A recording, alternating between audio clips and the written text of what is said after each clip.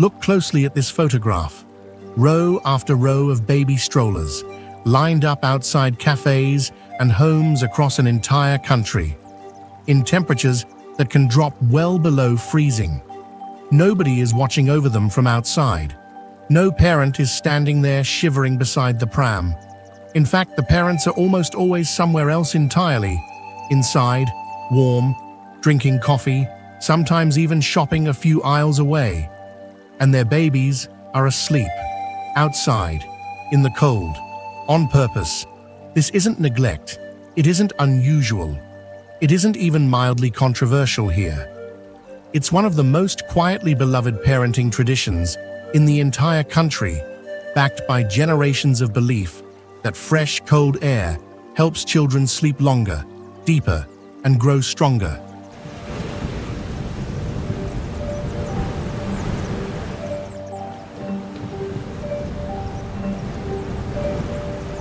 Welcome to Iceland, a volcanic island sitting almost exactly on the edge of the Arctic Circle, home to fewer people than a single mid-sized American city, and yet one of the safest, happiest, most fiercely self-sufficient nations on the face of the earth.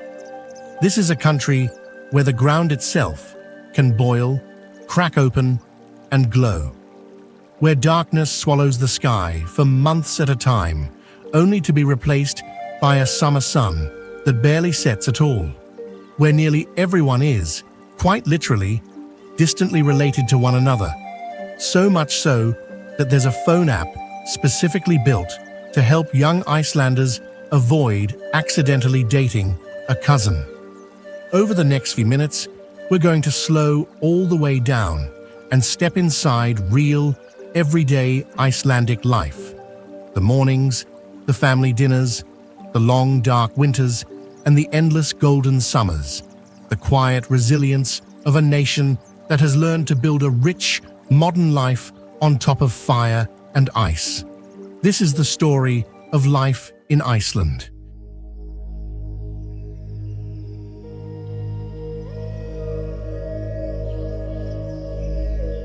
Daily life in Iceland begins differently depending entirely on the season, because here, the sun itself refuses to follow a normal schedule.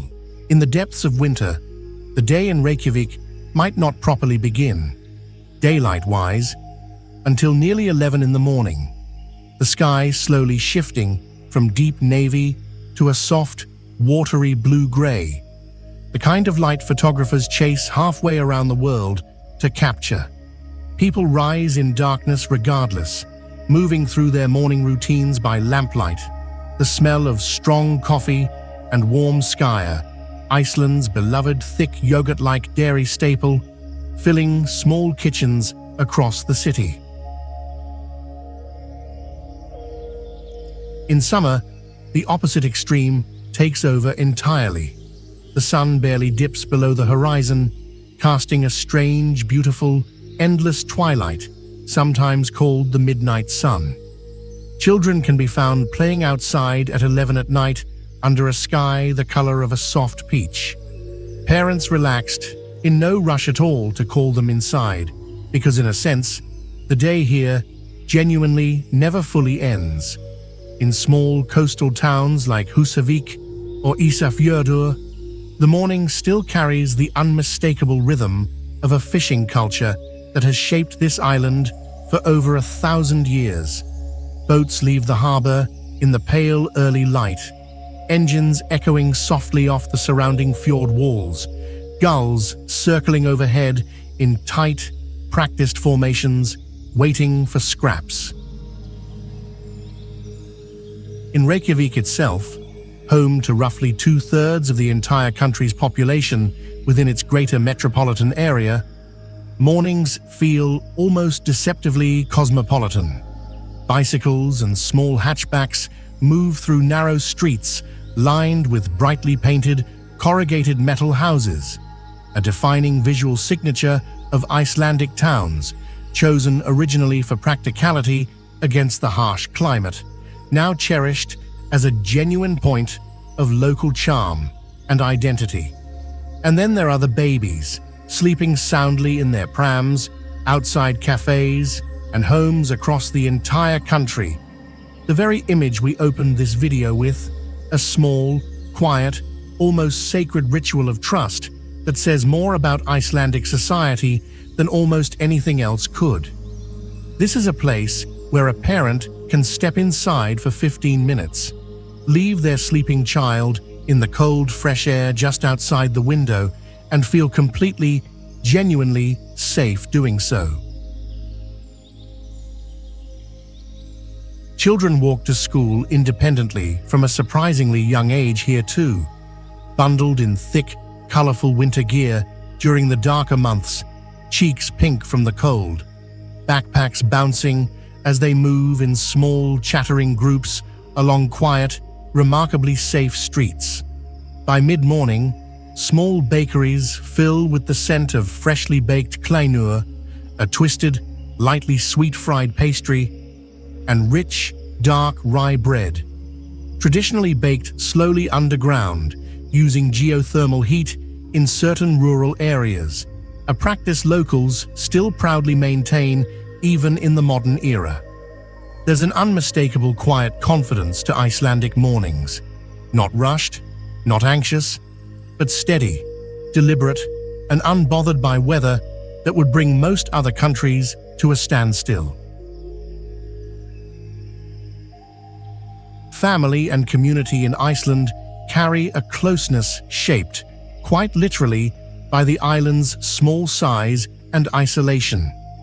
With a population of only around 380,000 people, smaller than many single neighborhoods in major world cities, Iceland functions in many ways like one enormous extended community.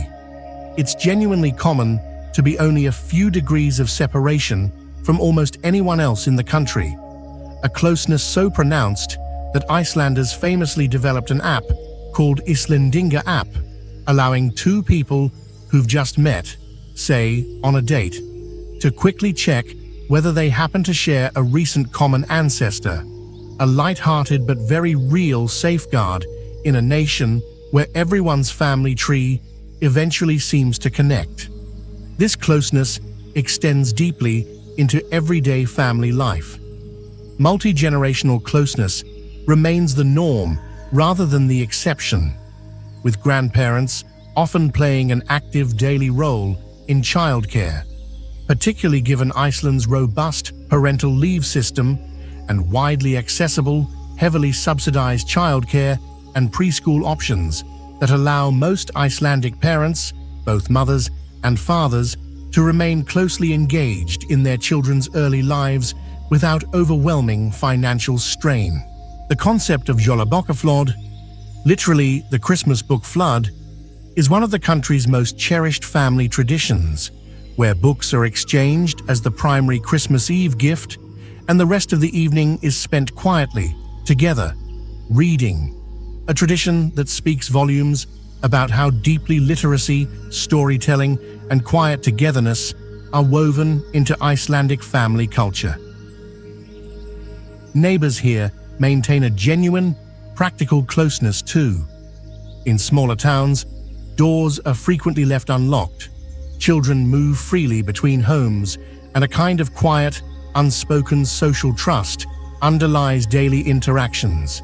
A trust made possible, in part, by Iceland's remarkably low crime rate and its almost startlingly high levels of interpersonal trust, something regularly reflected in international well-being and happiness surveys.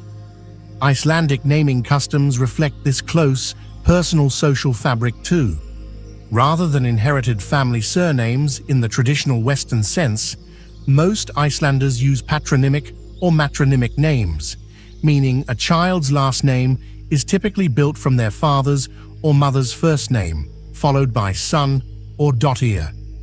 It's a system so deeply personal that even the country's phone directory is alphabetized by first name rather than surname, a small but telling detail about how personally, individually, Icelanders relate to one another. Community gatherings, birthdays, confirmations, national holidays like Independence Day in June are treated with real warmth and inclusiveness. Extended family and close friends gathering easily, food and coffee shared generously, conversation unhurried.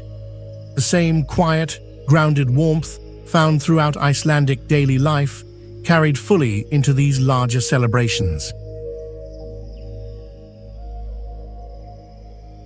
Iceland's culture is deeply, almost inseparably, tied to storytelling. A tradition stretching back nearly 1,000 years to the medieval Icelandic sagas, epic, richly detailed accounts of early settlers, feuds, love, and adventure, still taught, read, and genuinely cherished by Icelanders today. This is a nation with an extraordinary, almost startling literary culture relative to its tiny population. Iceland regularly publishes more books per capita than almost any other country on Earth, and it remains genuinely common, almost expected, for ordinary Icelanders to write and self-publish a book at some point in their lives, whether it becomes widely read or simply exists as a personal, private achievement. Folklore remains a living, breathing part of daily life here too, in a way that might surprise outsiders. Belief in, or at least respectful acknowledgement of, Huldufolk, the hidden people, elves and spirits said to inhabit the island's dramatic lava fields and rock formations, still quietly shapes real decisions here. Road construction projects have genuinely been rerouted around certain rock formations out of respect for these old beliefs, not necessarily because modern Icelanders literally believe elves live there, but because the folklore itself is treated as a meaningful, worthwhile part of the national identity, deserving of respect rather than dismissal. Music and performance run deep in Icelandic culture as well, from ancient, haunting Rimur chanting traditions to a surprisingly vibrant, internationally influential modern music scene that has produced artists known well beyond Iceland's shores. Reykjavik's compact walkable downtown is dotted with small venues where live music remains an accessible, everyday part of social life rather than a rare special occasion. Icelandic National Day in June and the Midwinter Festival of Thorrablot, a traditional celebration involving hearty, sometimes famously unusual traditional foods like fermented shark, alongside singing, storytelling, and toasting with the local spirit, Brennivín, reflect a culture that embraces its own quirks and history with genuine humor and pride rather than self-consciousness. There's also a deeply held cultural value here around gender equality, something reflected not just in social attitudes, but in real policy. Iceland has consistently ranked among the very top countries globally for gender equality, a source of real, quiet national pride, visible in the shared, genuinely balanced approach many Icelandic families take toward parenting, career, and household responsibilities.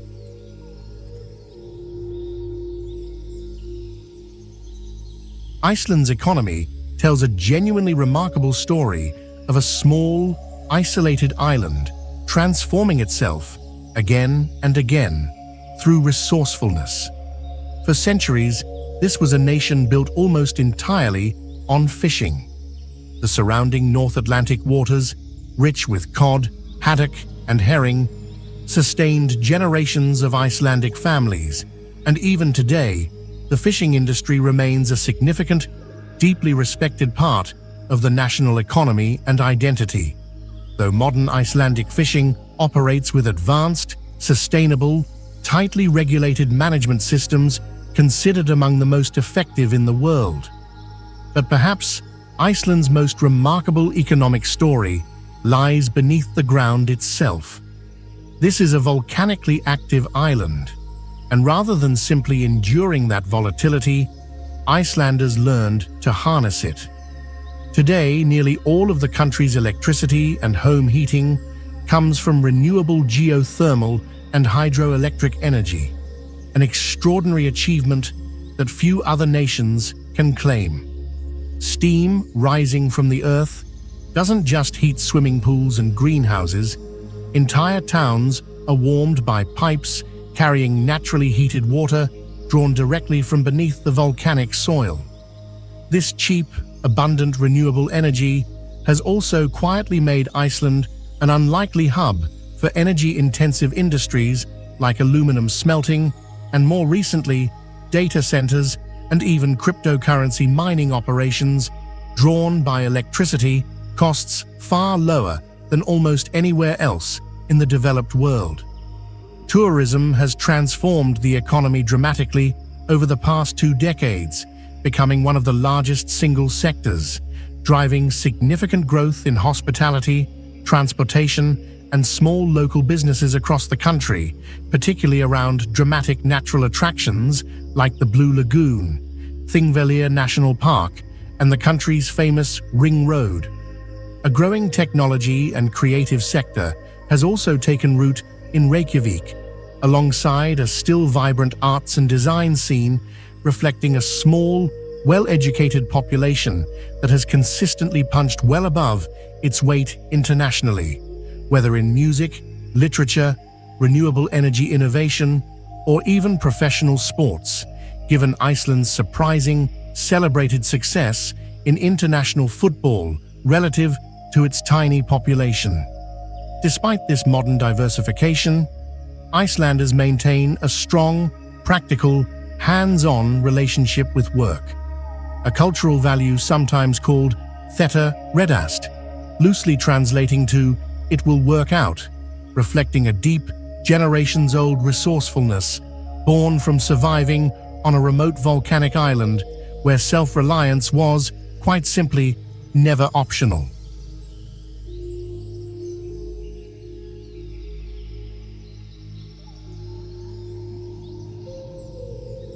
The cost of living in Iceland is, honestly, one of the higher figures in the developed world, a direct consequence of the country's remote island geography, small population, and heavy reliance on imported goods. Groceries, particularly imported items, carry a noticeable premium. A simple restaurant meal or a cup of coffee in downtown Reykjavik can genuinely surprise first-time visitors with its price. Locally sourced items, fresh fish, lamb, and dairy products like skaya remain comparatively more reasonable, a reflection of the country's continued strength in fishing and small-scale farming. Housing, particularly in the greater Reykjavik area, where the majority of the population lives, has become a significant, widely discussed cost pressure in recent years, with demand steadily outpacing available housing supply. However, and this is genuinely important context, Icelanders benefit from an extensive, high-quality social welfare system that meaningfully offsets these higher costs. Healthcare is largely covered through a public system funded by taxation, keeping personal medical costs relatively low despite generally higher wages and taxes. Education, including university-level education, remains free or very low cost for citizens and residents. Generous parental leave policies, among the most comprehensive in the world, offering paid leave to both parents, significantly ease the financial and logistical burden of raising a family here. Utilities, notably, remain remarkably affordable, given Iceland's abundant geothermal and hydroelectric resources.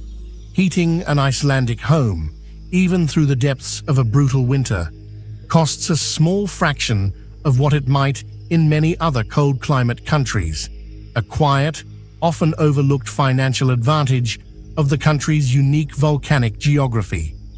Most Icelanders describe their relationship with cost of living with a certain matter-of-fact pragmatism.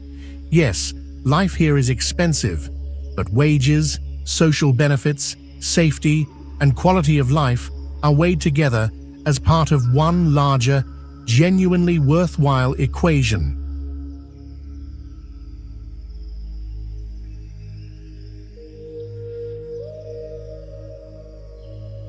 Icelandic food culture is shaped, unmistakably, by the sea, the volcanic land, and centuries of resourceful survival in a harsh, remote climate. Lamb holds a place of true national pride.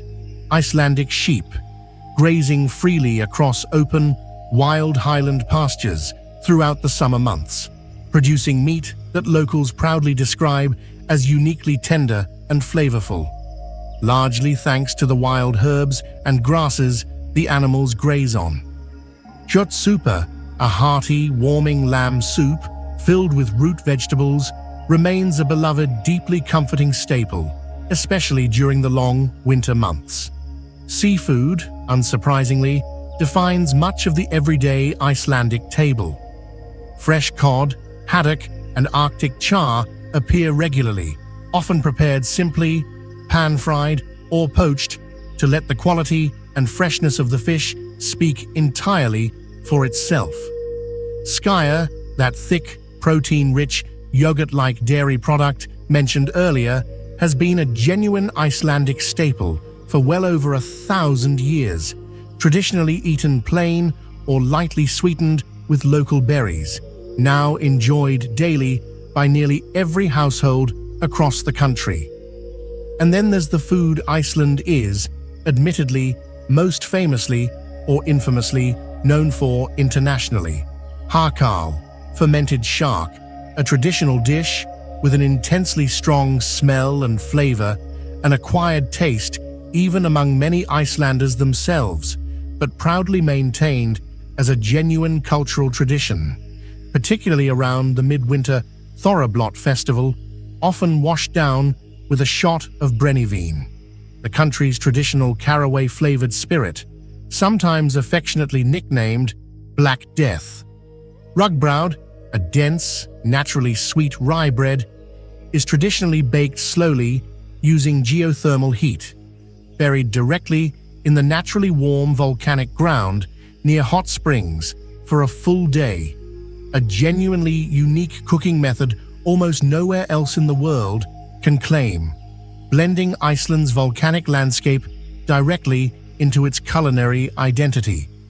Modern Icelandic cuisine has also seen a genuine renaissance in recent years, with a new generation of chefs in Reykjavik blending these deep traditional roots with contemporary, internationally influenced techniques, earning growing recognition on the world culinary stage.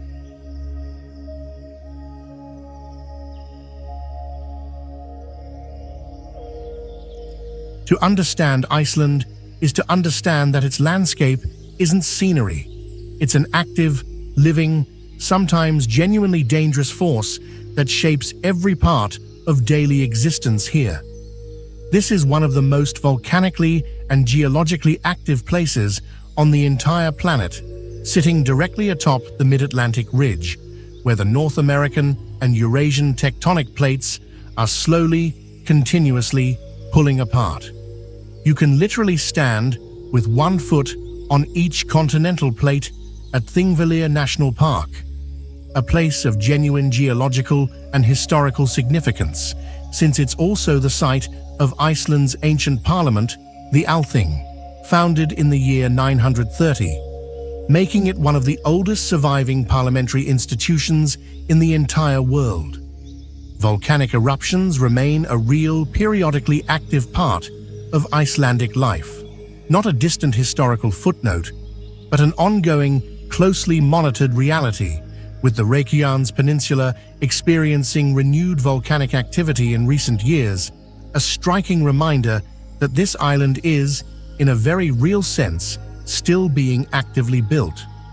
Glaciers cover roughly 10% of the country's total landmass, including Vatnajökull, the largest glacier in Europe by volume.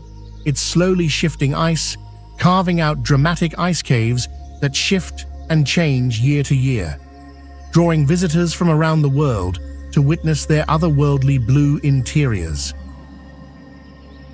The country's geothermal activity produces some of its most iconic natural wonders.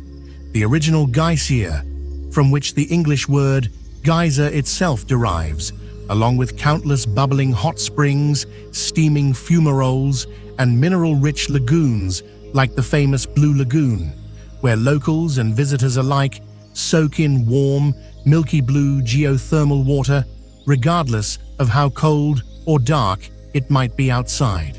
And then, of course, there's the Aurora Borealis, the Northern Lights, which paint the dark winter sky in shifting curtains of green, purple, and pink, a natural phenomenon so central to Icelandic winter life that locals often plan entire evenings around clear sky forecasts, driving out of city light pollution simply to watch the sky quietly perform.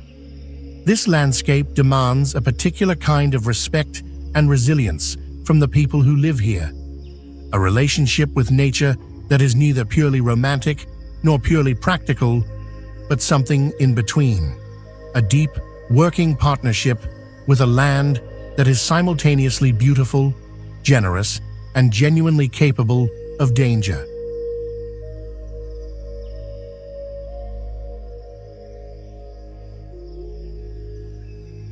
Iceland's remote, dramatic, often harsh geography has shaped a transportation system built around resilience and adaptability. The ring road, Route 1, circles the entire island, connecting most of the country's major towns and natural attractions in one continuous, roughly 1,300-kilometer loop. A journey many Icelanders and visitors alike consider a genuine rite of passage, though winter conditions can make sections of it genuinely challenging, occasionally closed entirely during severe storms. Cars remain the dominant mode of transport outside Reykjavik. Four-wheel drive vehicles, particularly common, and in many rural and highland areas, genuinely necessary given unpaved roads, river crossings, and unpredictable weather. Domestic flights connect more remote regions of the country quickly, particularly useful during winter months when road travel becomes significantly more difficult. Small regional airports dotting even sparsely populated areas. Within Reykjavik itself, daily life feels notably more compact and walkable, a bus system connecting most neighborhoods, and a growing, genuinely enthusiastic cycling culture. Despite the challenging climate, Icelanders adapting with practical, weather-appropriate gear rather than letting winter stop them entirely. Modern technology and connectivity run remarkably deep here too. Iceland consistently ranks among the most digitally connected nations on Earth, with widespread high-speed internet access even in fairly remote areas, a reflection of both the country's wealth and its practical necessity, given how spread out and isolated many communities remain.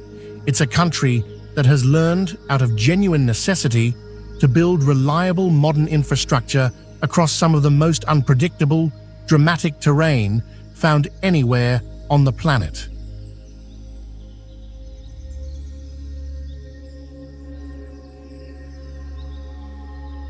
For young Icelanders, growing up here means inheriting both a deep, storied cultural identity and a genuinely open, modern set of opportunities. Education remains highly valued and largely free through university level, with the University of Iceland producing graduates across fields from marine biology and renewable energy engineering to literature and the arts, disciplines where Iceland has built an outsized international reputation relative to its tiny population. Many young Icelanders choose to study or work abroad for a period, particularly in fields with limited opportunities at home, drawn to larger academic or professional hubs in Europe or North America. Yet the pull back home remains genuinely strong here too, described often not in economic terms, but in something more personal: the closeness of family, the particular quality of the light, the quiet, grounded rhythm of a small society where nearly everyone still, in some sense, knows everyone else. A new generation of young Icelanders has also become deeply engaged in renewable energy innovation, sustainable tourism, and creative industries, building on the country's existing strengths while carving out entirely new opportunities that didn't exist for their parents' generation.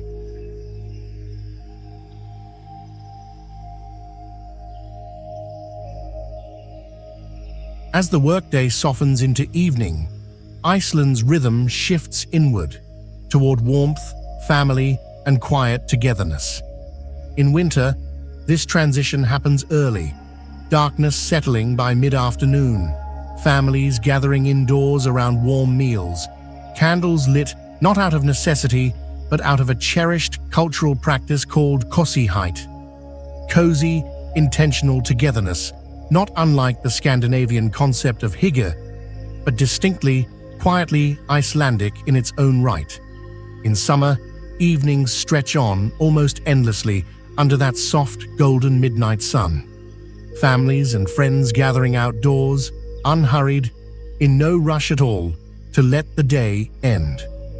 This is, ultimately, why so many people choose to stay here, on this remote volcanic island at the edge of the Arctic, for the safety of a sleeping baby left peacefully outside in the cold, for the quiet trust between neighbors, for a landscape that is both fiercely wild and deeply personally beloved, and for a way of life built, generation after generation, on resourcefulness, closeness, and a deep, abiding respect for a land of fire and ice. This is Iceland.